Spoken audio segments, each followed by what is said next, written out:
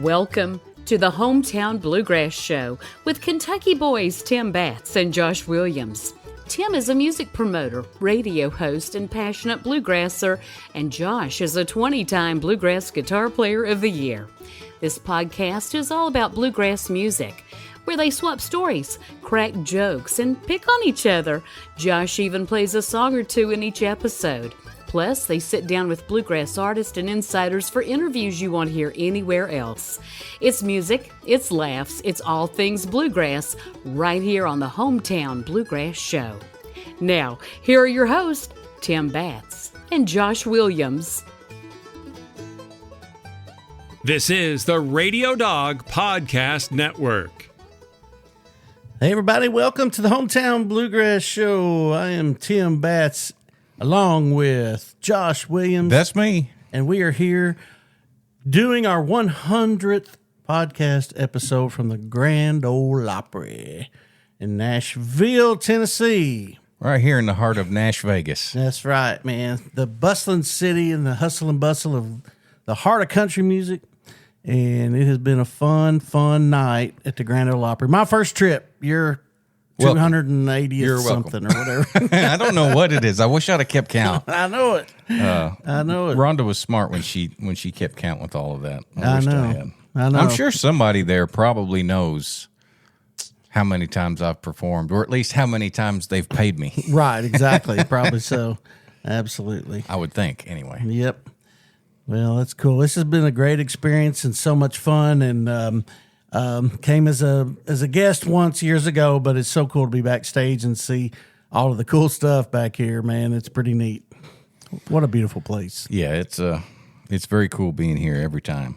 Yep, all these dressing rooms and everything, and it's pretty awesome, pretty special place. I haven't run into anybody famous yet, like other than you and Rhonda Vincent, but other than that,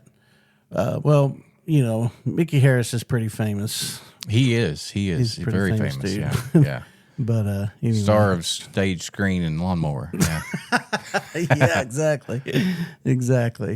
Well, we are so excited. We got so much cool stuff to tell you, so much fun stuff to do. We're going to talk to Rhonda Vincent a little bit as soon as we can nail her down. You guys are done playing. You've had a chance to go on stage and play, and it's been a great night. The Gatlin brothers were the hosts tonight, and it was so cool just to see Larry Gatlin and all the cool stuff they do. And just it's kind of tonight's what is it? Bluegrass. I don't know exactly what they're calling tonight. Yeah. I didn't even know it was a thing until we got here. Yeah. But apparently it's some kind of a bluegrass night. Bluegrass recognition or bluegrass something or another. But Michael Cleveland is here, and it's all kind of great things going on here with this. We've got the Belmont University Bluegrass Band is here. Ensemble, yes. Yeah. Bluegrass Ensemble is here, and they were in the dressing room earlier talking with us, and I think there was 8 or 10 of them, and they were just super excited to meet you and Rhonda Vincent and everybody else, and they they go on here in a little while. Can't wait to hear them. We heard them warming up in the dressing room, and wow. Yeah, there's some singers in that bunch. Yeah, sure enough. That is for sure. So how was it? We about got ejected right off the bat trying to take pictures backstage. So, I should have made you a little press pass or something for that. Yeah, there's like this rope you're supposed to stand behind, and I guess I really didn't think that was for me. I mean, I thought, do you not know who I am? Yeah, do you not know who I think I am? Exactly. So you're standing there about to walk on stage, and I'm like, oh, let's get a selfie for our Facebook page, and so we did, and then I got promptly escorted back behind the rope right after that. Yeah, it's all right. But he was nice, so anyway. Yeah. Rhonda always had the rule whenever we was coming here, she was like, just go wherever you want, and if you're not supposed to be there, they'll tell you. Yeah. Yeah, and they did. And they will. Yep. So anyway, but it was pretty cool. But looking forward to the rest of the night. It's been fun so far, and what an honor to get to record our 100th episode in the Opry 100 year anniversary. Yeah, and special thanks to Miss Rhonda Vincent for letting us do this. Absolutely. And to the Grand Ole Opry, because they are much aware that we're here, and we're very gracious enough to let us set up here in the Welcome to the Family dressing room. And so this has just been a great experience all the way around. Yeah, very cool. Very cool. Well, we have lots of great things to announce to you and to talk about on the 100th episode. We're kind of using this as a step up, a revamp, a rebranding, whatever you want to call it. We've done this now 100 episodes, and so we want to just keep going and make it better. And so we are working on, first of all, transforming this into a video podcast. So I know you guys probably don't want to see us, we do have faces for radio, but hey, you're going to see us. Yeah, like it or not. Make it happen. I guess we have to start wearing pants now when we record. So. Well, yeah, you probably should. I know it. It's cool stuff that we got going on. We wanted to let everybody know about it. Just the 100th episode. As you heard in the intro, we have joined forces with longtime radio host and podcast host Rick Dollar, who we had on our podcast just a few episodes ago. He's started a new network called the Radio Dog Podcast Network, and we are super excited about that. BluegrassToday.com did an article about that yesterday. You can find that at BluegrassToday.com. And just search for Rick Dollar. But Rick is quoted on there as saying, what the Radio Dog Podcast Network is at its core. It's a network about giving real people a real voice. He says, we've spent years building relationships with artists, storytellers, and communities. And now we're opening the door wider than ever for new shows and new ideas to be heard. So we as fellow podcasters are joining forces together to form this network. And we were fortunate enough. I think we were one of the first ones that he reached out to about joining forces with him and helping spread the word about great, good, wholesome podcasts. And we're excited about it. So are we wholesome? I think so. I think for the most part we're wholesome. Damn it! But that's what I thought. Yeah, so.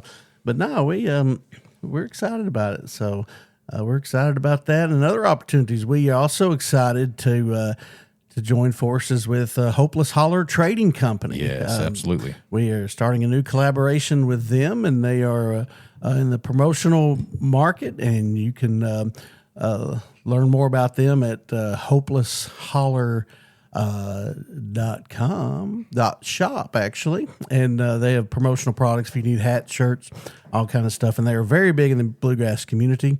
And we have teamed up with them to start selling merchandise for the Hometown Bluegrass Show. We will soon have our own online store where you can go buy Hometown Bluegrass Show merchandise, shirts, hats, styrofoam minter buckets, weed eaters, lawnmowers, all that good stuff, and help support them. Now you say that, but we're going to have people that are going to go on there, and they're going to be mad that they can't get their Hometown Bluegrass Show weed eater. I know it. Or styrofoam minter bucket. Yeah.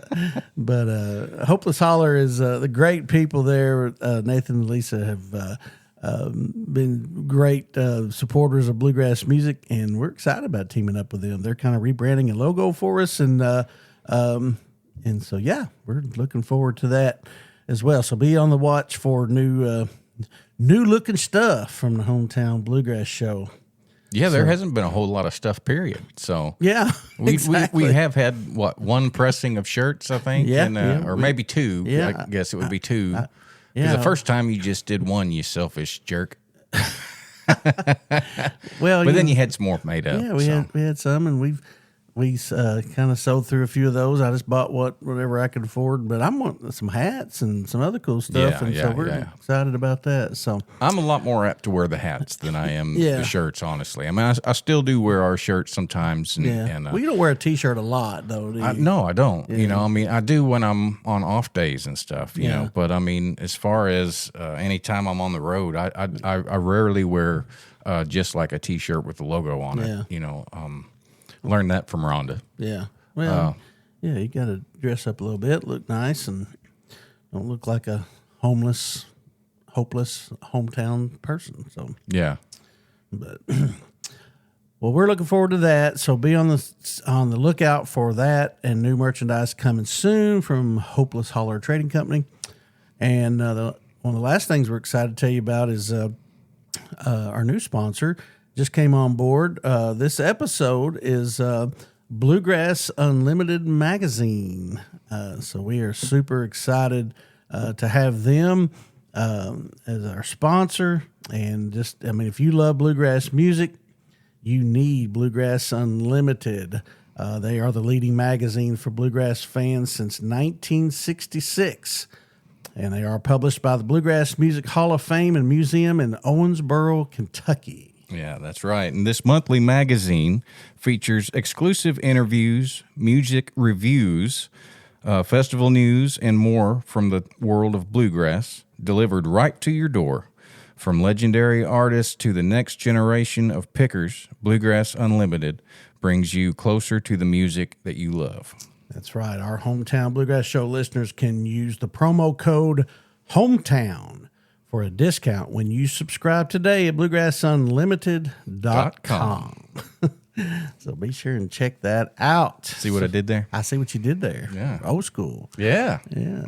So, but anyway, and so one final thing we do want to mention that we are in the process of building a website for Josh, who has he's gone back into music full time, I guess. So with Southern Legacy keeping him real busy and some solo stuff as well, and then but also is going to be teaching music lessons, some in person, mostly online. So please be on the lookout for that new website coming soon. We won't give you the domain name yet because there's nothing there. So that's true. But we'll have that out for you. Hopefully in the next week or two, and you'll be able to go do lessons. And right now they can reach you on your socials, right? Right. Yeah. You can find me at my on my Facebook. I don't remember exactly what that is. I think we looked that up one day, and it was something weird because I had just let the Facebook choose it for me or something. But we'll get that figured out and get that fixed to where it needs to be. Hopefully, it'll just be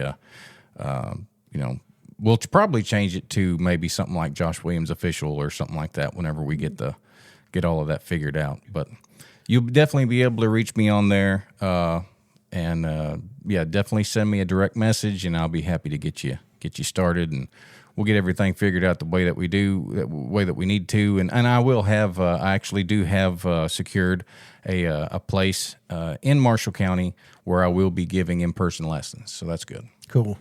Well, if you're local to Marshall, McCracken, Ballards, any of the counties here in Western Kentucky, or want to travel a little bit, you'll be able to meet in person with him on lessons, or he's going to soon be able to do it online. So, yes, I finally got all that straightened out, man. It took me a couple of months, but I finally have great internet. So that's got great internet out here in the sticks in Western Kentucky finally. So once we get this website built, and I'll make it look good, and we'll get everybody directed to there, and they can find you. But you're usually not too hard to find on social media, so you can definitely go to Hometown Bluegrass Show Facebook page and find you because you're tagged in about everything. So anyway, same with Southern Legacy. Absolutely, Yep, can always find you there. So, but and all of the guys in Southern Legacy, for the most part, are teaching. Of course, Ron's a little busy these days. You know, he's back. He's now officially back on the road with Allison Krause, Union Station.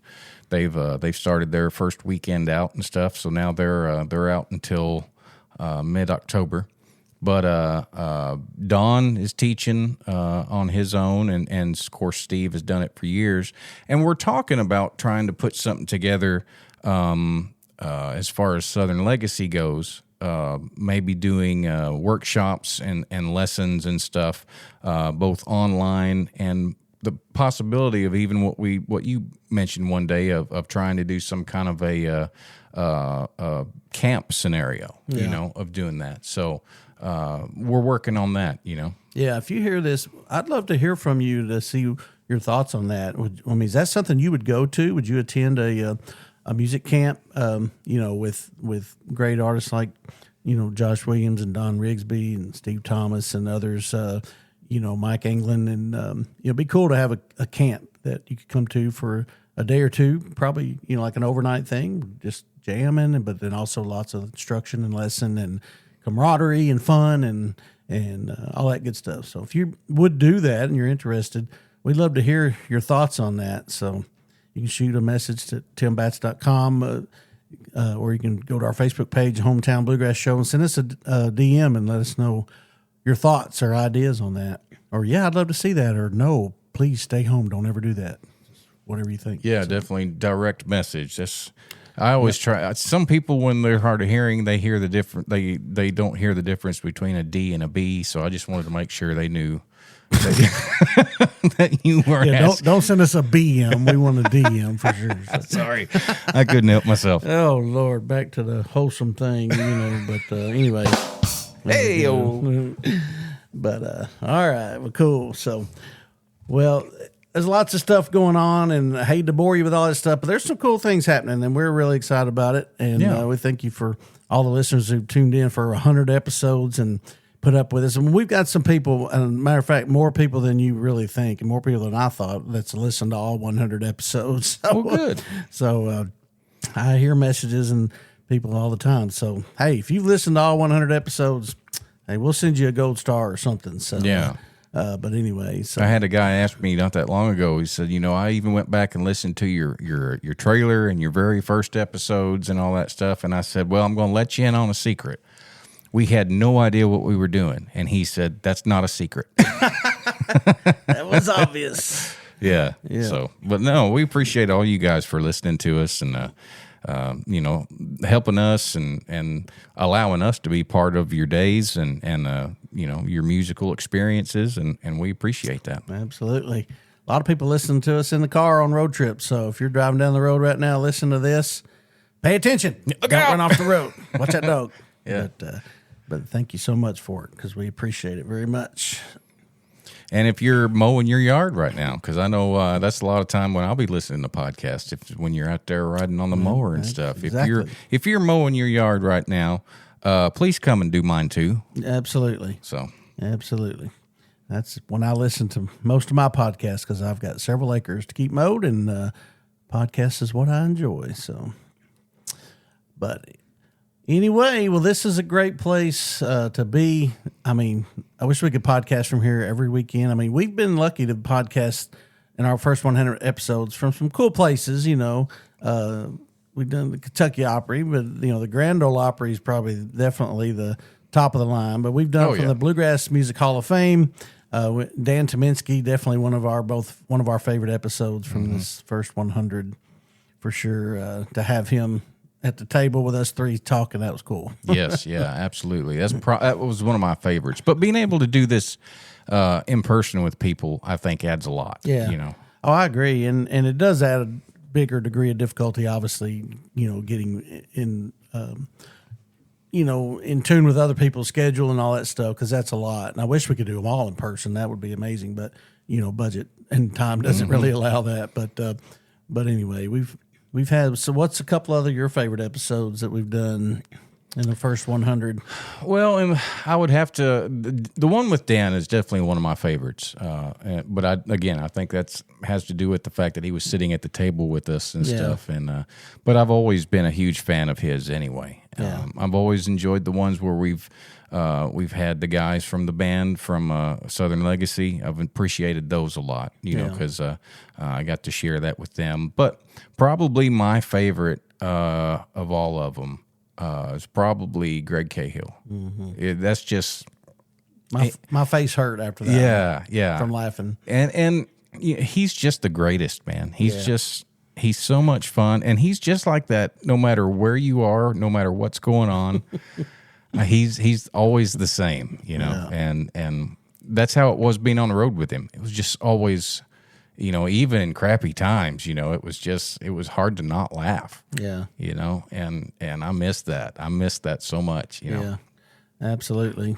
Well, Doyle Lawson was a great one. One of my favorites. We ended up having to make that a 2-parter because you and him had so many stories and things, and he likes to talk, and he has so many fun things to say. It was cool. Well, he's just done so much. I know. And I mean, when we had him on, it was early on in our time together, and we didn't really know exactly how long we wanted to, if we were going to go turn it into like a 3 or 4 hour podcast, or if it was going to be a hour podcast. We knew very little, and he's just done so much. You just kind of get him to talk about the people he's been on the road with and all that kind of stuff, and just he just tells the story himself, and then you go back and listen to the records. It's just cool, man. I mean, history in and of itself is always been something I've been interested in, but when it comes down to the history of this genre of music. Is so cool, and then you get to talk to the people who have made, such giant waves in that history. It's just Dole's one of them. Yeah. Well, speaking of giant waves, another one of my favorites is I was with Jerry Douglas recently that we did. I mean, hardly anybody's made much bigger waves than he has in this genre of music. In all genres, honestly. That's the thing that's different about Jerry Douglas. Versus so many other artists is because he has never been locked down to just bluegrass. I mean, that's where he got his start, but he has played more genres of music than probably anybody else out there. I mean, he spent time, with people that were, like over in India and stuff, and he actually cut a record with a sitar player, and just how many dobro players have done that? One, one, and he just his playing has never been in a box, and that's hard to find in any genre of music. Absolutely. Well, we've been fortunate to talk to so many people, from local artists here in Western Kentucky and around, to the giants of the genre, like we've mentioned. Some that stand out to me. Russell Moore was a great interview. Just such a great guy. I mean, Tim Surratt. I mean, gosh, how fun is he to talk to? Been around forever, and from Southern gospel to bluegrass, and even does his own radio show now and all that. So just a lot of great people, man. Daniel Grindstaff, Greg Blake, just a bunch of them. So it's really cool. All the great people we've talked to. So Darren Nicholson is another one that kind of stands out because he's just always so funny anyway. Yeah, absolutely. Yeah, we had a great talk with him. That's when we were still recording back at the music store early on. I remember that night that we recorded that. So absolutely. So it's cool that we've been able to do 100 episodes. I know. It's absolutely. really cool. Jamie Johnson. I mean, that was a great one. Danny Roberts. The Grascals guys are just amazing. Of course, we did Wayne Vincent with Russell Moore not long ago, and so just lots of great things. Lots of people we want to talk to. We just that we have on our bucket yet. list that we'd like to do, and so anyway, maybe once they hear we've done 100 episodes, we'll be famous, and they'll just call us. Yeah, maybe we'll be bona fide in their eyes at that point. He's a suitor. He's a suitor. Oh man, Mama said he's bona fide. That's right. Anyway, how's that L8? You just ran out. That's your last drink. Gone. Right there. He gone. Well, I guess we got to end now. But anyway, what a great night here at the Grand Ole Opry, Nashville, Tennessee. If you ever get a chance to come, you need to make arrangements to do so, because especially this year, their 100th anniversary. It's Opry 100 everywhere you look around this place. And it's a great place to be to listen to great music. So They said the crowd was a little low tonight, like maybe, I don't know, 1,500 or 2,000 people. Yeah. Yeah. So, well, but, I mean, what a great place. It looked good to me. Yeah, I know it. Well, y'all sounded good out there on the stage, did 3 songs, and it was cool to we'll have to ask Rhonda about her little audible she called there, changing the last song on y'all. That'll be fun to ask her about that. But anyways, great stuff for sure. So anyway, but well, cool, man. Well, you guys sounded amazing, and thanks for letting me tag along with you tonight. Yeah, man. And so fun to come and be a part of this special night and our 100th episode, and can't wait to talk to Rhonda here in a minute. Let's go see if we can drag her in here and nail her down. That woman's got lots of energy. Oh, my goodness, yes. She's been all over this building. No, yeah. Yep. Absolutely. But that's how she is. That's right. But all right, well, we'll listen to these sponsors tell you some fine words, and then we'll talk to Rhonda Vincent right after this. Hey, this is Josh Williams for Page Capos. The Page Capo is lightweight, durable, and quickly attaches and allows you to change frets with ease. With controlled tension capabilities, Page Capo always stays in tune. But don't just take my word for it. Page Capos is also used by folks like Vince Gill, Ron Block, Tim O'Brien, Cody Kilby, Tommy Emmanuel, and James Taylor. So don't trust just any capo. Use what the pros use. Listen to the Hometown Bluegrass Show podcast for your chance to win a Page Capo on every episode. Do what I do and trust Page Capos. Order online at pagecapo.com. Looking for expert insurance advice from a team that truly knows Western Kentucky? At Paducah Insurance Agency, we're more than just policies. We're your neighbors, helping you protect what matters most. With locations in Paducah and Benton, Kentucky, we offer home, auto, business, and life insurance with top carriers like Erie Insurance, all at competitive rates. Locally owned and committed to your peace of mind, Jared Morgan and his team are here to help. Call Paducah Insurance Agency today at 855-853-4763 or visit paducahinsurance.com. Paducah Insurance, coverage you can count on from people you trust. The Lake House Inn at Sled Creek has undergone complete renovation in 2023. Our outdoor space is unlike any other at Kentucky Lake. With 2 in-ground pools, 18 rooms, and 4 cabins, we're just a stone's throw away from Kentucky Dam. If you're looking to make memories with your family, this nostalgic inn is for you. Welcome to your lake house, where modern meets rustic and becomes home.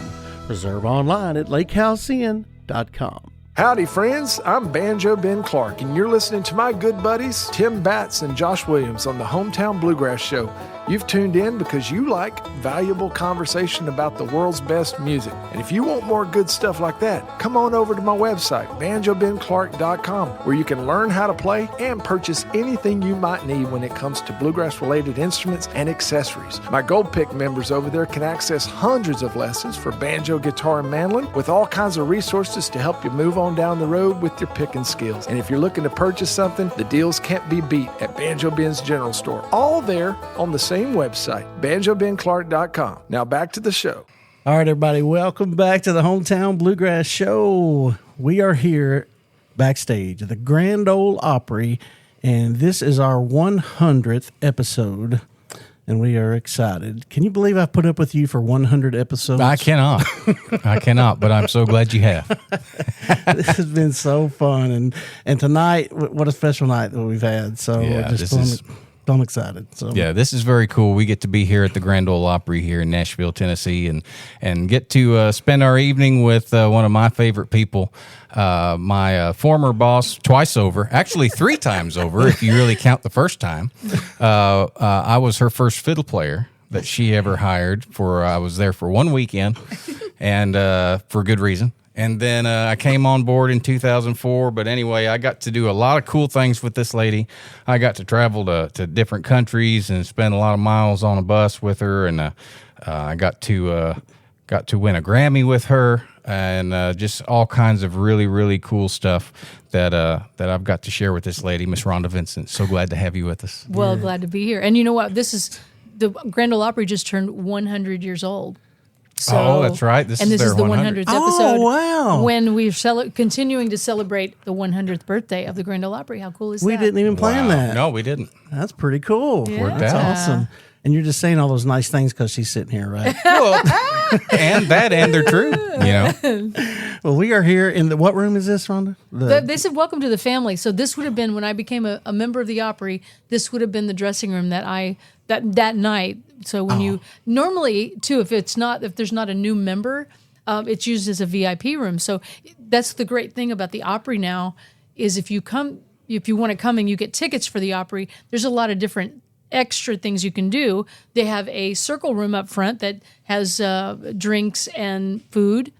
And so you can buy a thing and go there, or you can buy a ticket to be in a dressing room backstage. And this is one of the dressing rooms in which they do. So you would be in this dressing room and you would have your food and your drink here. So, and you get to do a lot of other things too. So and you know what? Well, I better not say that there's something new that's coming to the Grand Ole Opry that I just discovered. And I'm not sure, I would tell you right now, but I was not told whether it was classified information. So the next podcast will get permission to tell you. But anyway, something brand new is coming to the Grand Ole Opry that I did not know about. And I just happened to talk to a security guard, and he told me about it. So, yeah. So as soon as we get done here, we'll go out and check it out and see. I'm not sure. I didn't even get to see it tonight. But anyway, there's something new coming soon. that's exciting. I know. Oh, that's so awesome. I've only been to the Grand Ole Opry one time years ago as just a fan, and so being backstage this has been quite an experience. I just kind of try to be like a fly on the wall, follow Josh around like a little puppy, and And you've only gotten in trouble for it once. yeah, only one time did I get snapped at for going where I wasn't supposed to go. So I figured, hey, that's a win. Well, Yeah. when you're here backstage, I tell everybody. I said, you know what? Go wherever you want to go. Do what you want to do, because if you get in the wrong place, they're going to let you know, and they did. And he did. Absolutely. What'd you do? Walk on stage? I went out there. I was going to walk on out. I thought it was my turn to sing, but then Josh was about to walk out, and I just walked out there and said, hey, let's get a selfie for our Hometown Bluegrass Show Facebook page. Turned around, took a selfie, and then I promptly got escorted back behind the ropes But there. these people that work here at the Grand Ole Opry are professionals. You noticed he waited until the selfie was already taken.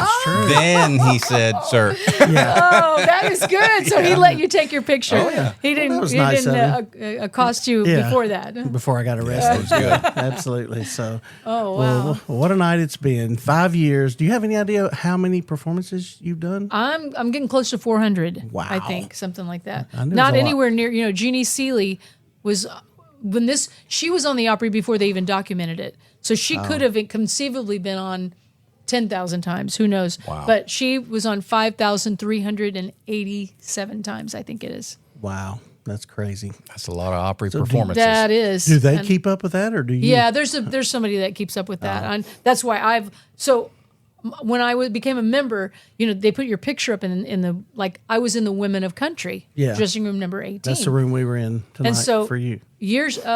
Several years, was it 2 years, maybe 2.5 years went by, and people were saying, how come you're not in the bluegrass room? Mm-hmm.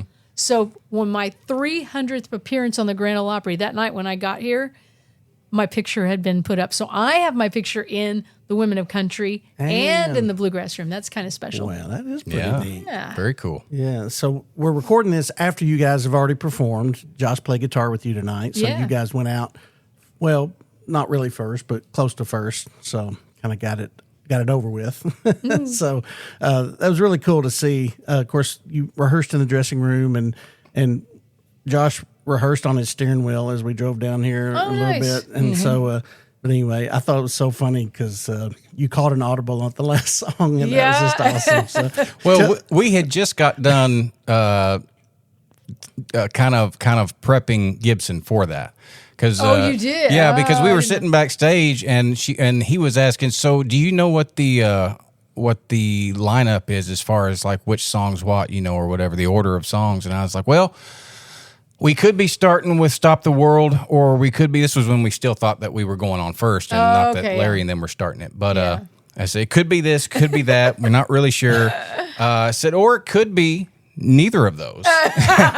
It could be something we have no idea is coming until we're out there. And then you said, we'll do Mule Skinner Blues last, maybe. Yeah, maybe, if we do it at all. If we do it at all. Yeah. You were so right. Well, I started talking about, because most recently we were at Carnegie Hall. And I just thought that really felt like the thing to do. Is people love it when we recreate that, because here we are at Carnegie Hall, and I got to walk out a dark stage, a spotlight on the microphone, and with my 102-year-old Laura mandolin, and play Blue Moon of Kentucky in honor of Bill Monroe. And it just, tonight is there is a tribute to bluegrass. So there's a lot of bluegrass bands here tonight. And so it just felt like the right thing to do. So yeah, I switched songs on Gibson, and he's subbing here with us tonight, but he's very young. Is he 19? I think something like that. He's 20. Is he 20? He's 20. Yeah, he's 20. Well, I guess you got to experience that, and you get that. You just go with the flow. Well, it's funny from my point of view, because you called it, then I'll see all of the band members looking at each other, and Mickey was kind of like directing, like he turned to the lady who played the drum, Teresa, Dina. Dina. And he turned to her. And he went, it starts slow. And he goes fast. And he's mouthing this. And then he looked at Gibson and said, kind of motion, just doing hand signals. It's going to speed up. Right. Yeah, he knew the banjo. And then when Adam was playing the slow part at the beginning, he turned around and he did like Adam's fixing to take off, but he kicks off the fast part. It was just funny to watch from backstage. And your in your little introduction, I thought it was funny because you told him what key it was in as you were introducing the song. We're going to do Blue Moon of Kentucky and C. So y'all get ready in case you didn't know. Because I do it in D a lot too. They never know what it's going to be. Well, she makes it look like she's telling the audience, right? But in reality, she's telling the people on stage. I knew. So. In case they had their fiddle or their guitar, right. What was funny, in case you're playing along at home, when we got done, we started walking off stage, and Gibson's right on my coattails as we're walking off, and he said, "Well, you called it." Yeah, you did. I said, "This ain't my first rodeo." Got to be ready. That's right. We've talked on the podcast. I did have we've talked on the podcast more than once how when Josh was filling in on banjo, you called it audible with Rocky Top. Yeah. Oh man. Well, and I had somebody who was subbing. Well, this has happened in more than one occasion, but the song that they were going to kick off was Rocky Top, and I had a banjo player with us, and they did not know Rocky Top. Really? But it was pressing upon them when they left the Grand Ole Opry that if they're going to play the banjo, they had to learn Rocky Top. I need to find out if they did or not. There's a few things. That will remain nameless. That's probably good.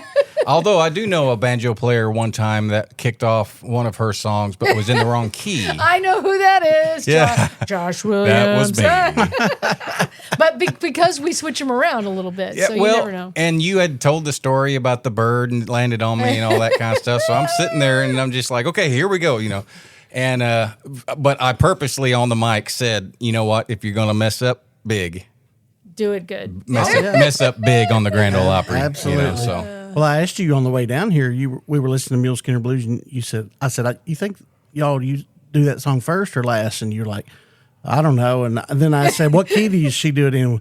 And she goes, and Josh said, well, she's done it in started out years ago in C, and then we went to B flat or B and then B flat, and then flat. He said she's liable to do it in A tonight, and you actually said in the dressing room we almost did it in A. I was supposed to do it in A. I thought I had on the paper, but nobody evidently read that. I put it in A. Well, but I had just so used to it during 2020. Well, the Opry shut down, and you couldn't bring the band.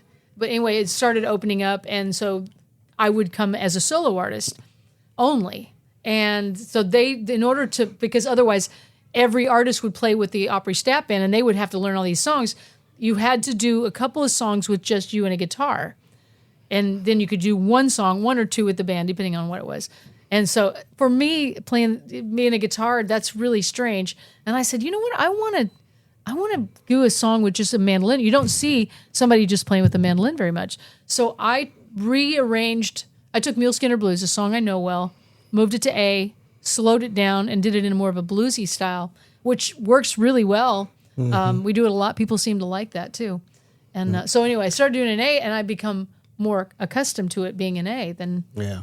But these guys wanted to do it in B. Well, what'd you do it in tonight? Nothing. We didn't. You did? And then, and that's why I got to think. It's like, man. Well, you could tell you were nervous about it. Like Yeah, something was choking me up. See, Larry Gatlin walked off stage. Did you see that? Mm-hmm. And he had the same problem. Something choked me up. I don't know if it was, they have the haze that they put out there, but I got out there, and all of a sudden I was choking. And I'm like, I don't know that I can do that. Yeah. So I thought, let's just switch this. Let's be safe. Yep. There you go. Let's be safe. Totally fine.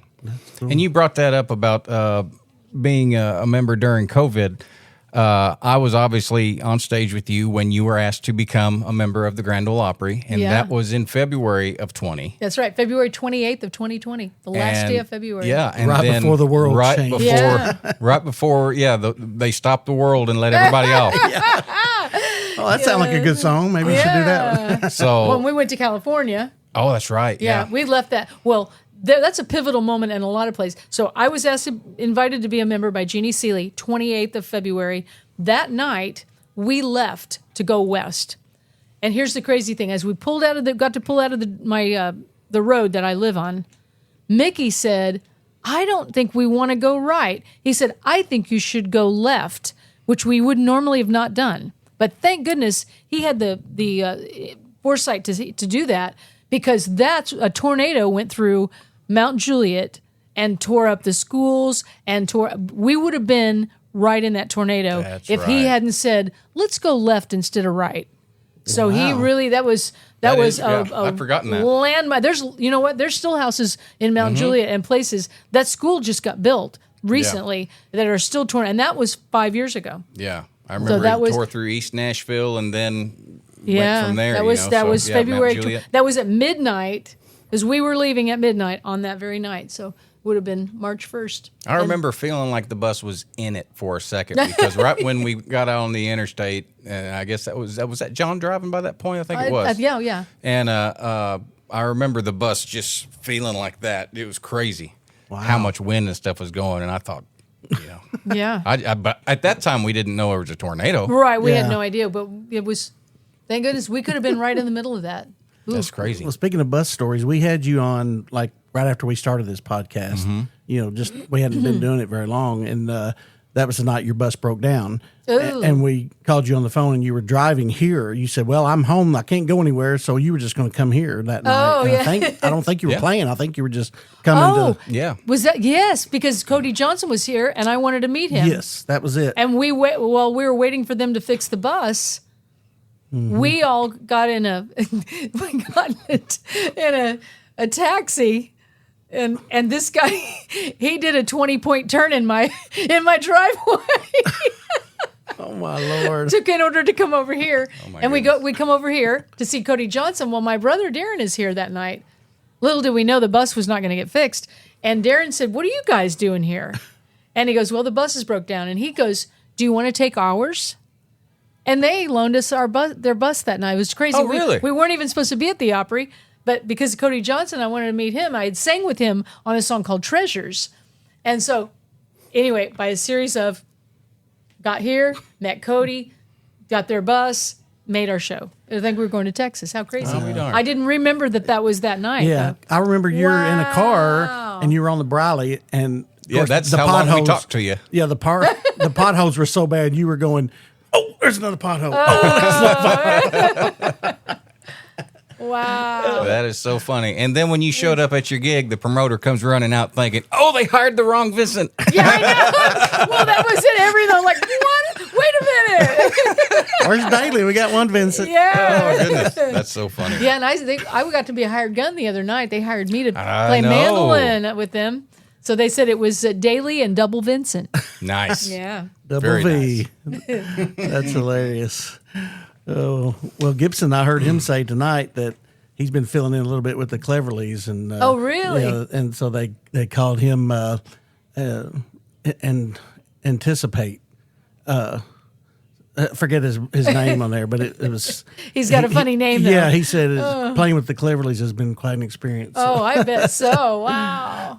So anyway. Well, I can't think of what it was. Yeah. That's not right. No, it's but I can't think of what it is. Maddie was Kate, and he was Was Maddie with the Cleverleys? filling in. Maddie's playing with them for a while Yeah. too. Nice.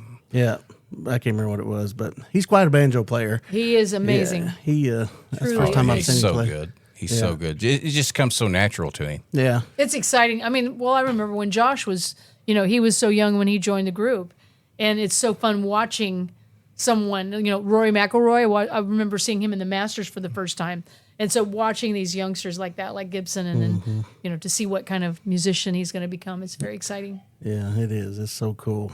This is such an interesting place.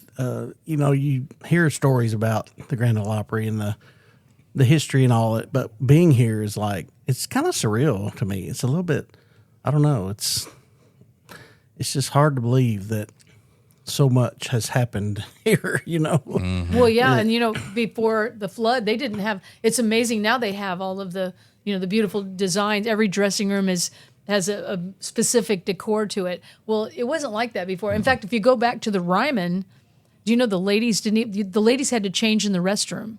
Really? Yeah, there were very few. I think some of the men had dressing rooms, but the ladies had to go to the restroom to change, do their makeup and stuff. And so then the Grand Ole Opry comes. They have the Grand Ole Opry house now, and they moved over here. Do you know the ladies still didn't get dressing rooms? Really? There was a makeup room. It's over here, and all the ladies had to be in the dress. I mean, which doesn't make sense. The ladies are the ones we have to change, Right? But we didn't they didn't give individual dressing rooms to the women. The women had to all go to the makeup room, which when I was first playing the Opry, I loved that because here I am sitting next to, everybody had their little spot at the makeup, the makeup mirrors, and I'm right next to Connie Smith, and I'm right next to Jeannie Seeley, and you're in the same, and I don't have any sisters. So it was like a sisterhood. I remember that for the first time, I thought it was so weird. They looked over and they said, I've got some green earrings. Would you like to borrow those for your outfit? I'm like, wow. You mean Connie Smith's going to loan me earrings or, whoever loaned. It's like, wow, if you needed something, they had that. However, one of the nights, I may have been in it was our first few times that we were here. It was Darren and I came here. Well, he was looking for me, and he didn't know that wasn't my dressing room, and he opened Walked the in. door while women are changing. You should have heard the screams. And so every time from that, the guy that was the guard at the time, every time that he came in after that, he would go, powder room for you, buddy, powder room. But yeah, there was some very upset ladies the day that Darren, he just opened the door and just charged in, not knowing that's all women in there. Well. So he said it was an accident. Yeah, accident. Yeah, whatever. Well, after 400 performances here, is there any one or two that just really stand out over the rest? I mean, obviously the night you were inducted, but 2024 was one of the most special. That was the special thing about 2024. It was, I think, in the middle of the summer, and I was not scheduled for the Opry. It was a Saturday night, I believe. And I wasn't scheduled for the Opry. I went and got a massage, ordered food. It's like a rare night at home. And at 4:30 in the afternoon, fresh out of a massage, so you can imagine my hair's not fixed, nothing. I get a call from the Opry at 4:30. They said, "Could you be on the Opry tonight?" And I said, "Well, is it later?" Because I'm thinking I have to go home and take a shower, get my stuff, and when I wasn't anywhere near here. And they said, "Actually, you'd be starting off the show at 7. And I'm looking at 4:30, 5:36. I said, "Oh, I don't." And they said, "Actually, we need you to do the circle room, so we need you to be here at 6 in an hour and a half." And I'm debating on whether to say yes and like, okay, all right, I'll do it. So I'm trying to say, and I don't have a mandolin. I have nothing. There's no time to call Josh or anybody else. I decided to drive to my house, which was still 20 minutes away. Drove to my house. My niece Lily was living with me at the time. And I said, I ran in, put powder in my hair really quick, threw on a dress, grabbed my mantle. I said, Lily, you want to go to the Grand Ole Opry? And she said, yeah. And I said, you got 5 minutes. So anyway, put it all together. On the way driving to the Opry, I decided, because Vince Gill had said, hey, if you ever need me to fill in or whatever, he said, I'd love to do that some. So I said, what am I going to do? I don't know what I'm going to do. And so I called Vince, and my niece's mouth dropped open when Vince Gill is talking on the phone as I'm driving. It's like, oh my goodness, I can't believe it's Vince Gill. She's over there doing that. Anyway, I said, Vince, I just got added to the Opry. Would you help me? Would you sing a song with me? And he said, yeah, what are we going to do? I said, I have no idea. I just know I'm on the way. Anyway, I got here at 5 minutes till 6. Wow. Walked in, did the VIP rooms, did the circle room, walked on stage. And I told him, I said, if nothing else, we know Old Rugged Cross, because I couldn't think of anything at the time. Mm-hmm. But we walked on stage with no rehearsal and did Just When I Needed You Most. And I played guitar, and he played my mandolin.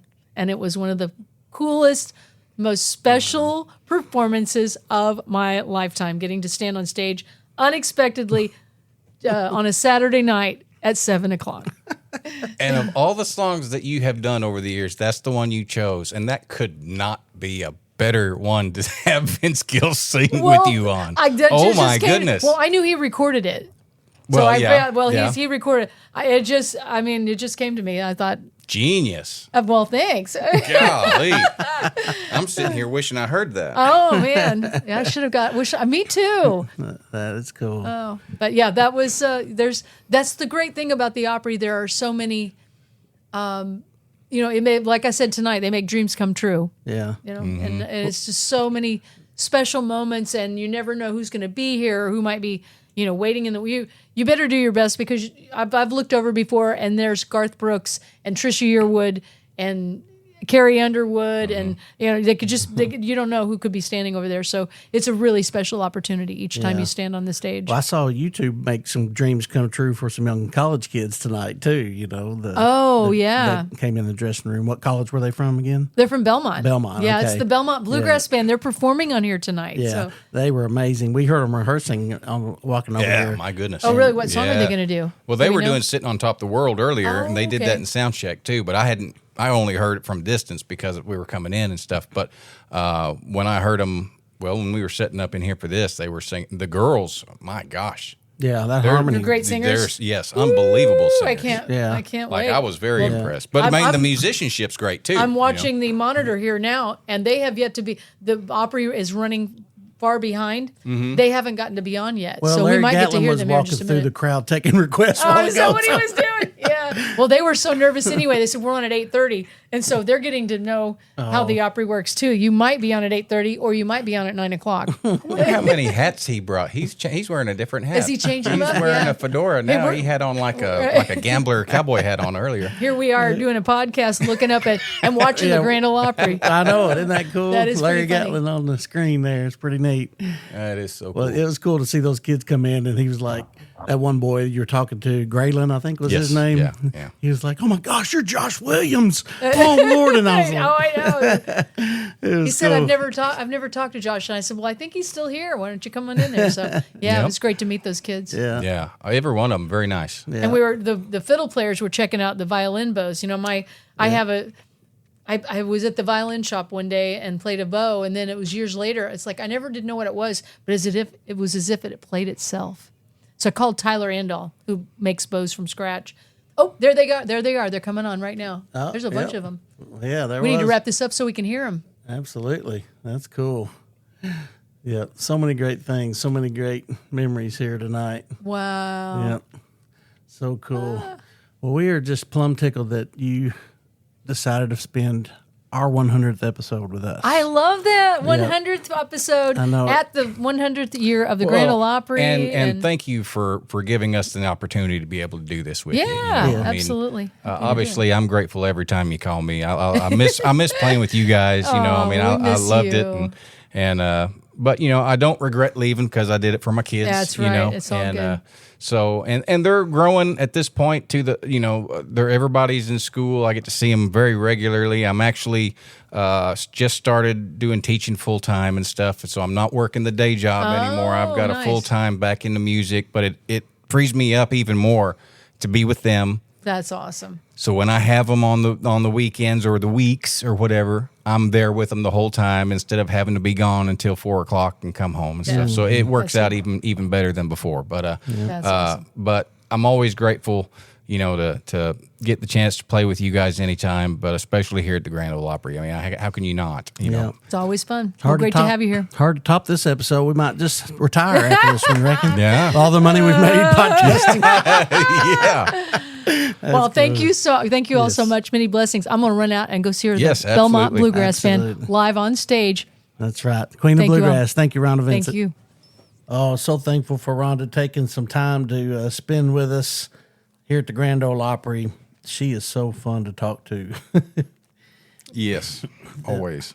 Lots of fun. I tell you, she's got some stories, but what a great night. I can't believe that we had the opportunity to be here in this place tonight and just experience this with her. And I know you and I talked on the drive up here. Sometimes, you said you kind of reluctantly take it for granted. You've done it so many times. A lot of times you don't stop to think about.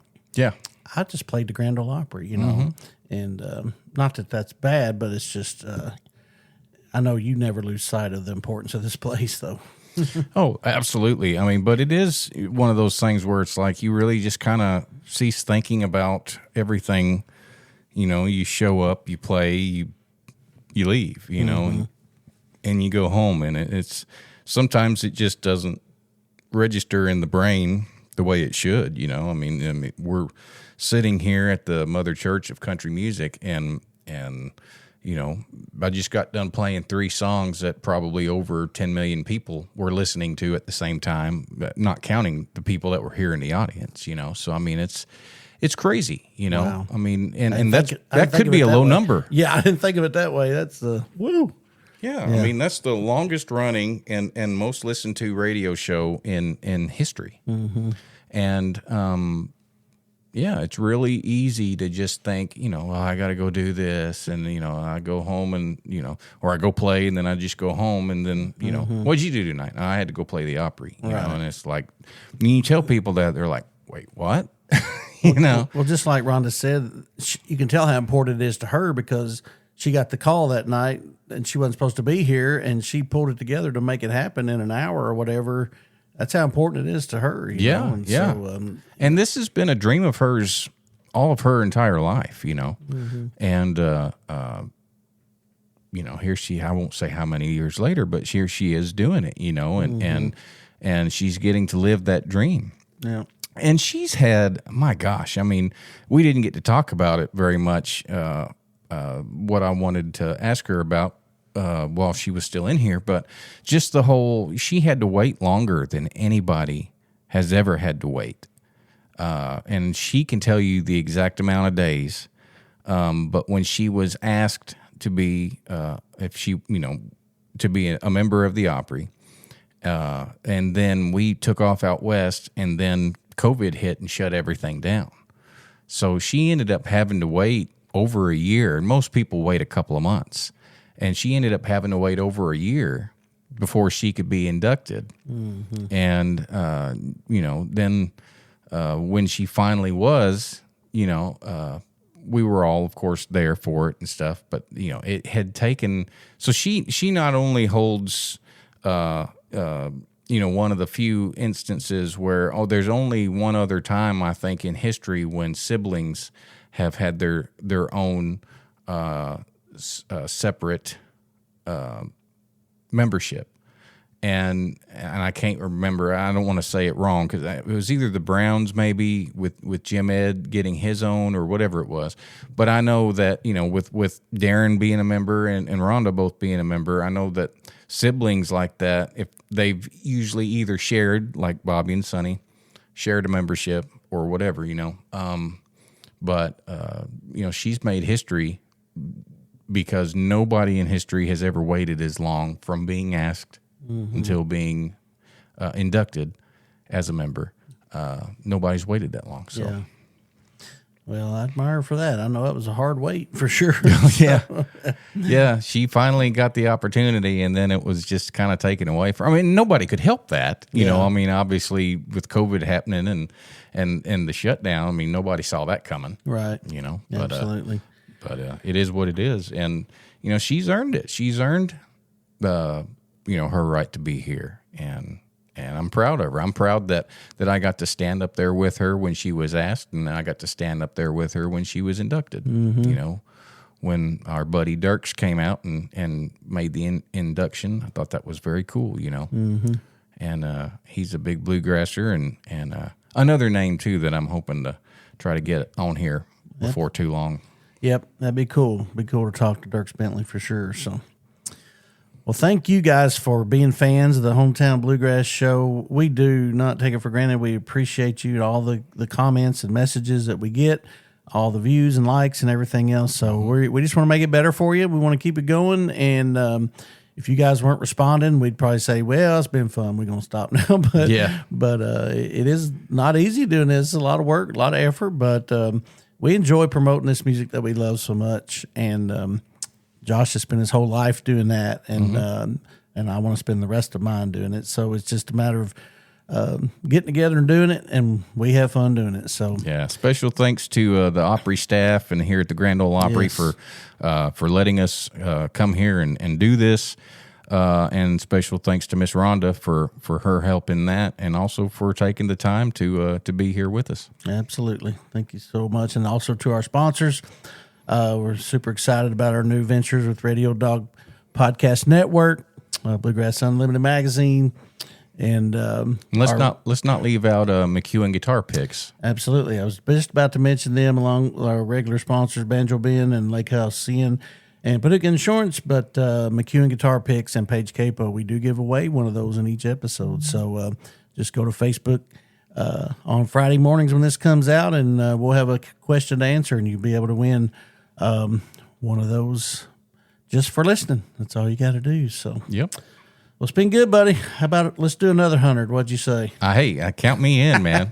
Count me in. All right. We'll see if I live that long. So, in the words of Briscoe Darling, if you got time to breathe, you got time for music. See y'all in the next 100. Bye-bye. That's going to do it for this episode of the Hometown Bluegrass Show. Thanks for spending some time with your hosts, Tim Batts and Josh Williams. We hope you learned a little and laughed a lot. Don't forget to subscribe so you never miss an episode from the heart of bluegrass. Until next time, keep picking, keep grinning. Tim and Josh look forward to seeing you down the road. This is the Radio Dog Podcast Network.